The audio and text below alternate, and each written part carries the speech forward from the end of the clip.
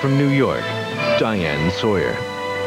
Good evening. There are few professional sports surrounded by more controversy than boxing, and there are no fighters more controversial than Mike Tyson.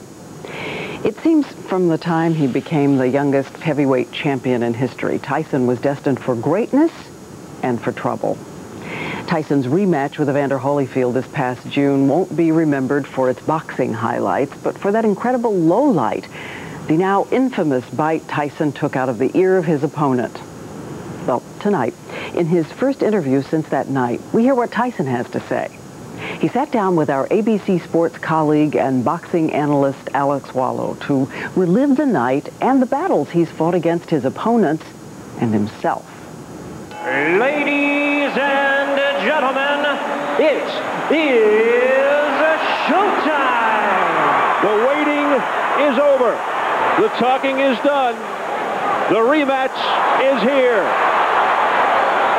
I expect a tough, clean fight. Protect yourself at all times. Let's get it on!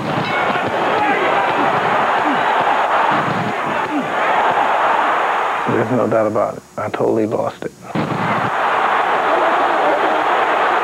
Holyfield hit by a dirty Mike Tyson. It was extreme. It was some serious stuff going on in my head then. Some serious stuff. Mike was having his best round. He did it again. It snapped, and I was no longer fighting under the rules. For a sport that's had more than its share of bad moments, the heavyweight championship on June 28th was perhaps an all-time low. The end of the fight was outrageous and grotesque. What should have been a great battle turned into a sick joke. It is complete bedlam, and Tyson is just taking swipes at anybody in front of him. The public's revulsion to Tyson's bizarre behavior was strangely more intense than it had been to his rape conviction 5 years earlier. The moment transcended sports. Tonight, Mike Tyson. Has he finally gone too far? I saw the fight. Even President Clinton spoke out about the awful turn of events. And I was horrified by it. Members of the commission? The Nevada Boxing Commission responded to the incident with the largest fine in the history of sports, $3 million and a ban from boxing. All in favor, say aye. Aye. Tyson can apply to be reinstated, but there is no guarantee that he will ever box again. 2 days after the incident, Tyson appeared at a press conference where he read from a statement written by his public relations consultant. Evander, I'm sorry. You're a champion. I respect that.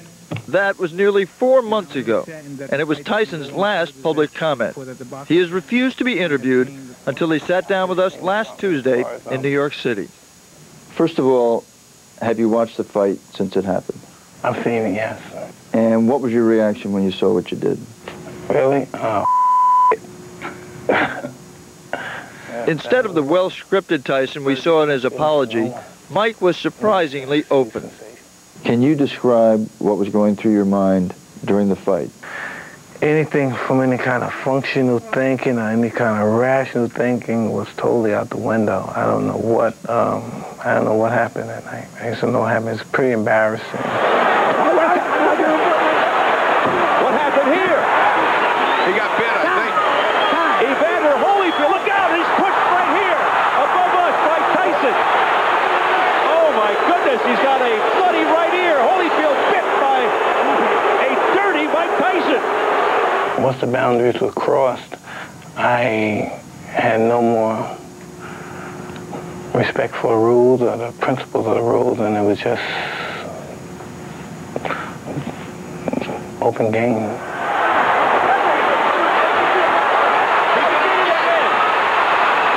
Tyson has beaten Evander Holyfield for the second time, and it is all-out war. I just totally lost it. You know, I just totally lost it. In this case, though, you lost it once, bit him once, spit out a piece of his ear on the canvas. A lot of people say, okay, then he came out and did it the second time. And they think that means that you really wanted to get disqualified because you thought you were going to get beat.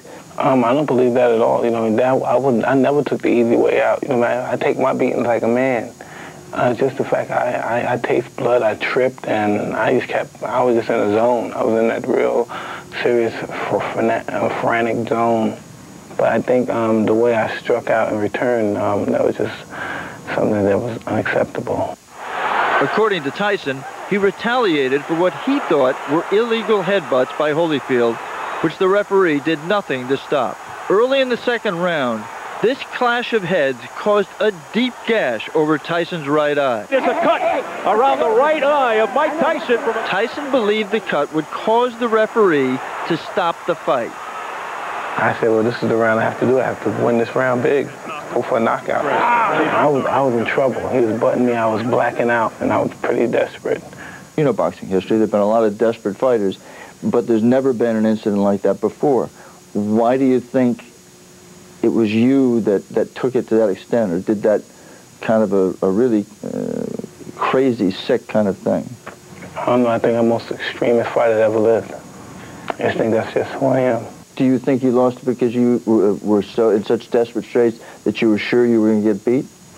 I wasn't worried about getting beat because I was in incredible shape. As a matter of fact, he was on the verge of being knocked out in that round and beat up in that round. But I was just in such a frenzy that I just took it to the other level. Do you feel that his headbutting was intentional? Absolutely, I believe it was intentional. Evander Holyfield is a specialist in headbutting. You know what I mean? It's been a great deal of complaints about him from George Foreman and other fighters. And I just never thought that a headbutt could occur in so much damage. I had never experienced anything like that before. At the training center for the 1984 Olympics, where Mike Tyson and Evander Holyfield met, the two outsiders became friends. 12 years later, they met in the ring for the first time as professionals. In a remarkable upset, Holyfield dominated Tyson and scored an 11th round TKO. 7 months later, their rematch produced a disgraceful ending and Tyson's second loss to Holyfield. What is your opinion of Evander Holyfield after going through the 2 fights with him? Oh, he's great. He's a sensational fighter. And do you still admire him, and do you still have some feelings for him, like you did when you were friends during the amateurs? We were kids then. I have feelings for no one. I mean, it's just, he's sensational. He's a great fighter.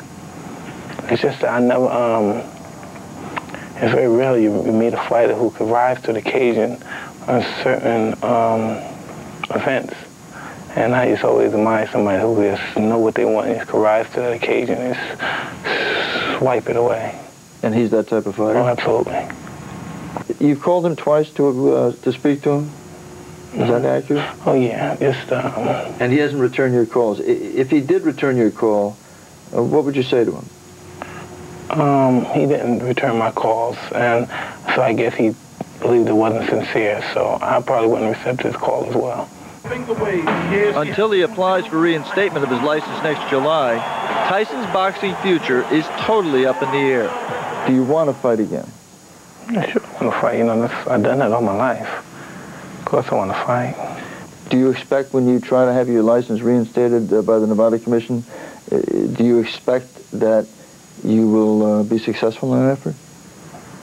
Truly, I don't know. I really don't think. I think I'll be banned for the rest of my life. You really believe that? Yeah, I truly don't. Why? I truly think everyone hates me. I truly believe that. I truly believe that. Because no one gets punished more than I am. But I'm understanding that I'm a big boy, and I believe big boys have big ordeals to be dealt with. You know what I mean? Taking this time off has did a wonder of good for me. It's reaching and finding the soul of myself, and I think I'm going to be all right. Now most people, according to some of the polls that have been done, think that you should be barred for life. What would you say to those people about why you should be reinstated, why you should be allowed to fight again? I really wish that I was at liberty to say what I truly wanted to say, but I guess I'm not. Well, you're at liberty. Go ahead and say it. Them. That's how I truly feel about them. They want to see people beg and mercy and just be at their mercy. I'm not that way with anyone. This is who I am. And maybe sometimes it's an insecurity. I want to be a defined person. That's part of my insecurity. But, you know, that's just who I am. I can't help who I am. Can you give assurances to people and to the Nevada Commission that it won't happen again? Do you feel sure in your heart that you would never do that again? Listen, nothing's an insurance, okay? Nothing's an insurance in life. But it's going to be hard. There's going to be many years before people forget that. It was hard to watch, Mike. I mean, it was hard to watch you bite off a piece of a guy's ear and spit it out on the ring floor. You know, it's hard for me to watch it. You think it's hard for you to watch it. You watch it in a joking manner. People watch it in a joking manner. I have to watch it in a manner of disgust, disdain, and just semi-humiliation. Disgust and disdain for yourself that exactly, you did it? Yes.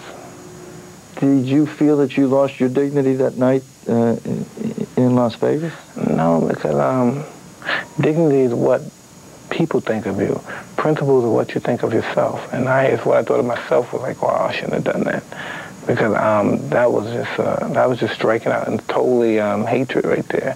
But making this, I shouldn't have done that. Because for that one moment, I just forgot he was a human being.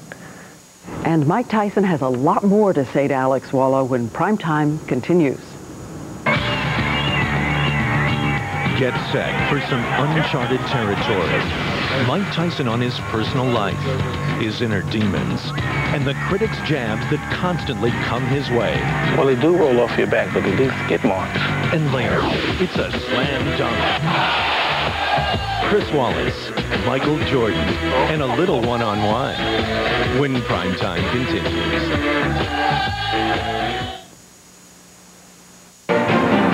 Primetime continues. Now from Washington, Sam Donaldson. What makes a man get into a ring to endure the punishment of a fight? It seems that boxers have often come from society's underclass. The reason? It's their only ticket to fortune. And Mike Tyson is no different. Tyson has at times made more money than any other athlete in America.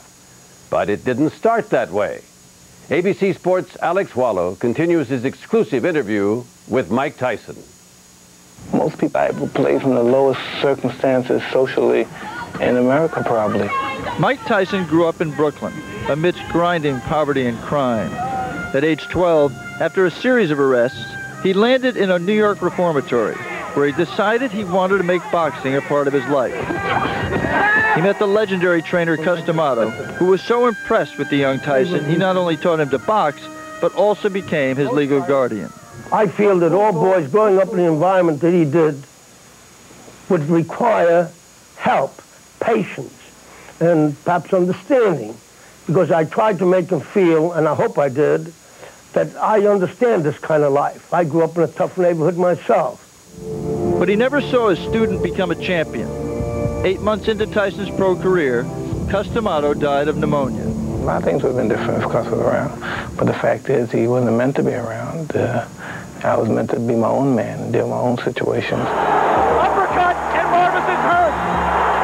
Razor is down. He would beat opponent after opponent, compiling an unbeaten record. Now he's in trouble here. At age 20, Tyson became the youngest heavyweight champion in history. And down he goes. There was no one in sight to beat Mike Tyson except Mike Tyson, which is exactly what happened. Ladies and gentlemen, Robin Givens and Mike Tyson. First, his storybook marriage. A street kid wed to glamorous actress Robin Givens, tumbled in the tabloids with reports of domestic violence, and then hit rock bottom when his wife ambushed him during an unforgettable Barbara Walters interview. What's it been like, this roller coaster? It's been torture. It's been pure hell. A week after the interview, Givens filed for divorce. We were two young kids that shouldn't have been married in the first place. Unfortunately, we were two celebrities, and we got married and things didn't work out. You know what I mean? Are you capable of feeling remorse for things you've done wrong in those situations? Of course I'm remorseful, you know, because I'm more considerate for people's feelings than they are about mine. Because people have the opinion of me that I'm granite and nothing, maybe because I give that appearance, because mostly that's my defense mechanism. But if you let the defense mechanism go, what's underneath the granite exterior? Well, I mean, I'm a very much a very simple human being, very fragile. You're very fragile? Yeah. But just as I'm fragile and kind, I'm also ruthless and malicious. I have to defend myself. Mike? Simple human being, very fragile. You're very fragile? Yeah. But just as I'm fragile and kind, I'm also ruthless and malicious. I have to defend myself. Mike's self-destruction included an early morning street brawl that left his opponent battered and Mike with a broken hand. A car crash sent him to the emergency room with a concussion. Headlines questioned his violent relationships with women, and Mike took out his frustrations in public. You give sometimes the impression that these things just roll off your back, but deep down, do they affect you? Well, they do roll off your back, but they leave skid marks. In 1992, a jury convicted Mike Tyson of rape. Even his own attorney called him an animal.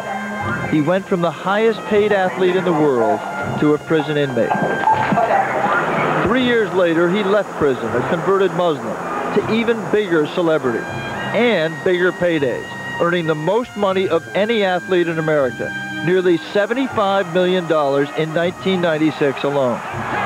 He kept his life clean outside the ring, which had always held the most danger for him.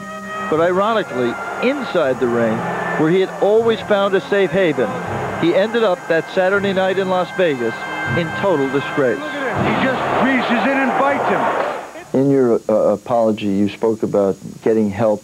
What have you done about that?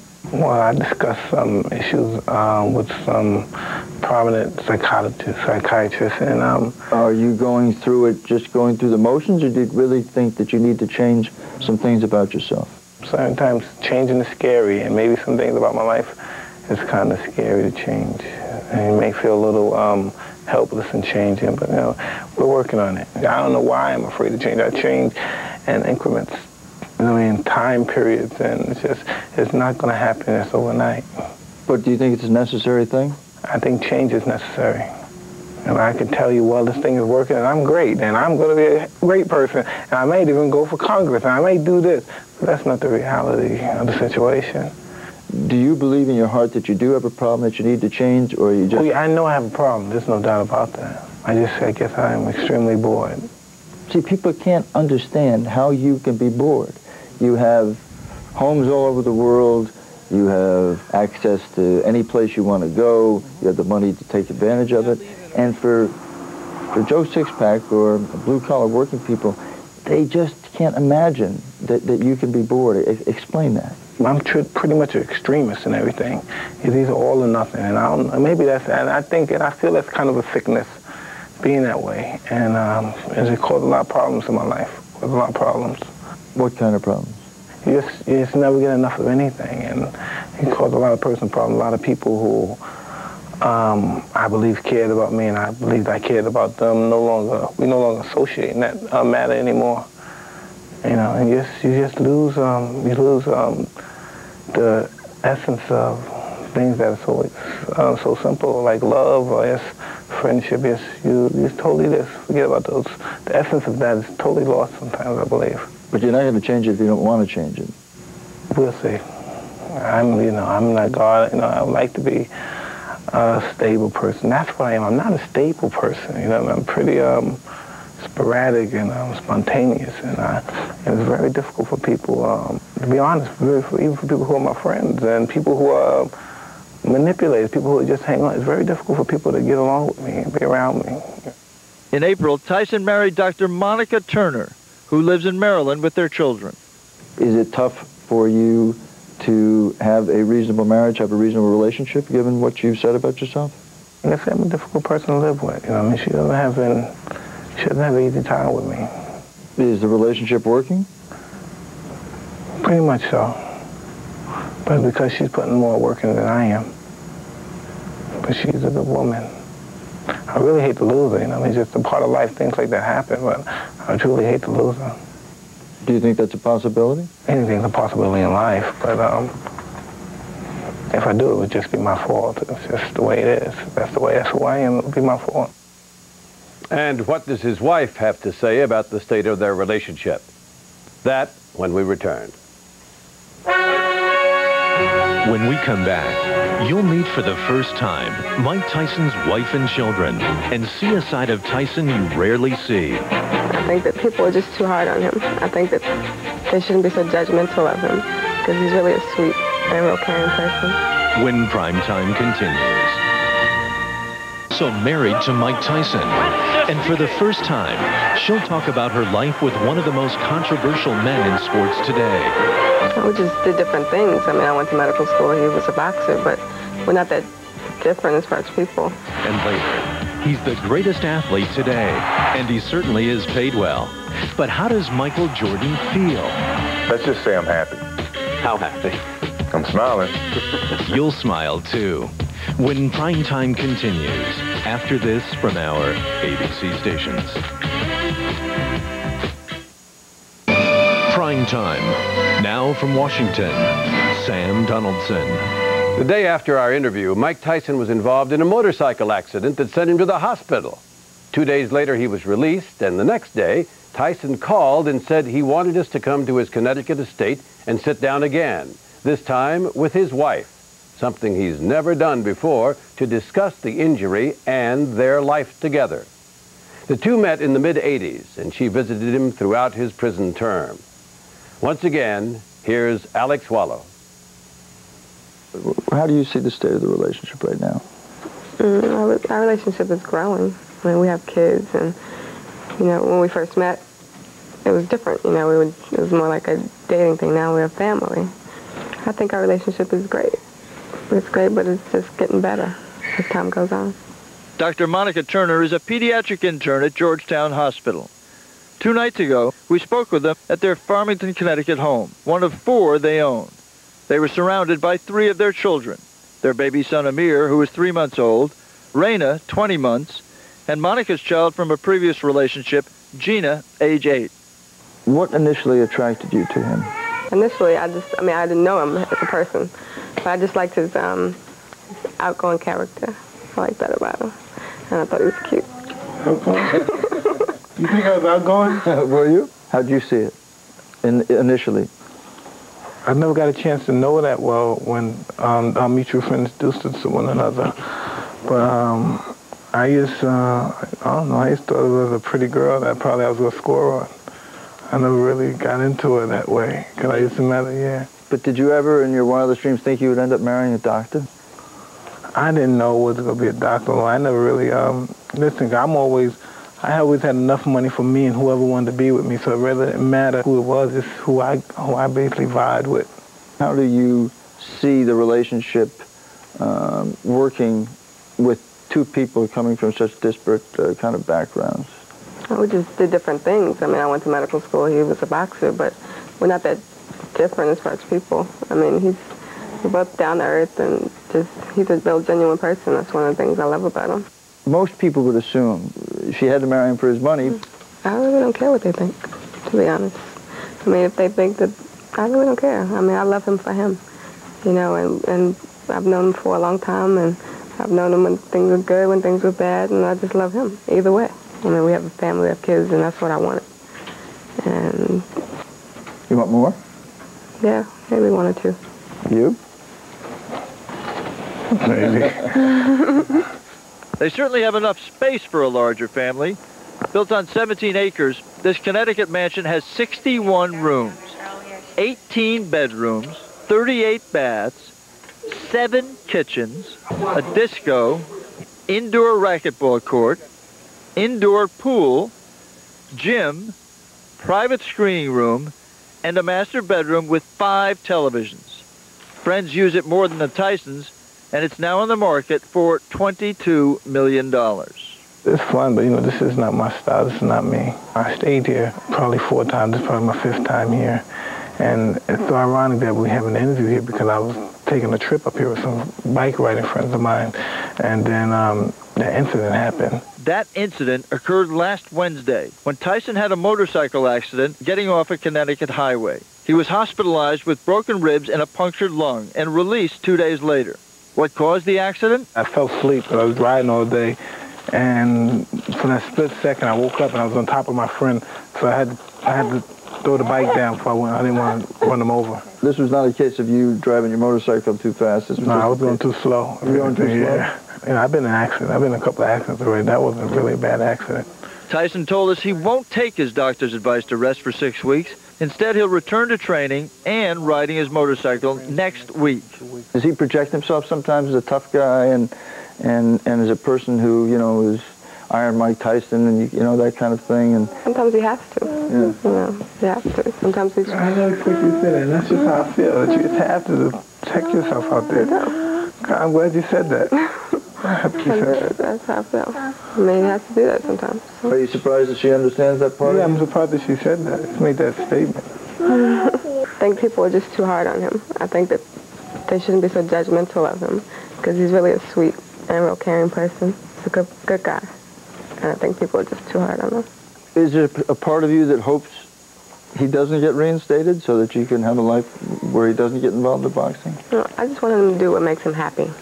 And if he wants to continue to box, that's what I want him to do. You know, it's scary and I get nervous and I don't want him to, if he's going to do it, I don't want him to do it long because I want us to be able to settle down and have a, just family life all the time instead of, when he's not training and things. But if it makes him happy to do it, that's what I want him to do. Is it possible, do you think, for the two of you ever to have a normal life, given who he is and what he's all about? Oh, as normal as it can be. I mean, as far as you don't have the privacy and that kind of thing that normal people have, he just doesn't have that. But as far as in the house, when we're in the house, our life is normal. We've got kids and he plays with his children. He's a good father. And in the house, he's different. He's just daddy. A good dad. Tyson told us he's received offers to fight in several foreign countries, including China and Romania, but will not fight until the Nevada Boxing Commission restores his license. Meanwhile, Evander Holyfield fights on. The champ is defending his title against Michael Moore this Saturday night in Las Vegas.